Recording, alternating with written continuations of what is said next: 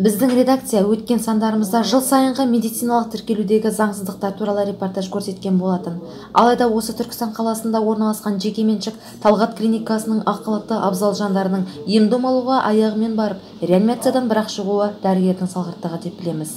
Талғат клиникасының гинекология бөлімінің кезекші дәрігері 7 минуттық операция жасадық. Наркоздың әсері 7 сағаттан соң кетеді деп айтқаны болмаса, ешқандай нәтиже көрмеген.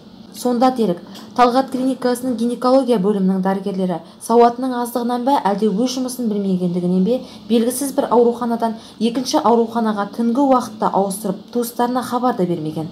Қызығы сол, бұл ауырған жанның 3-ші облыстық перзентханасының дәрігерлері де шамамыз келмейді деген кейіпте санавиация мамандарын шақырып, Шымкент қаласында орналасқан облыстық ауруханаға жөнелткен. Сонда ақ халатты Гиппократ антын қабылдаған жандардың жоқтығы ма, әлде сауаты жетпегені ме?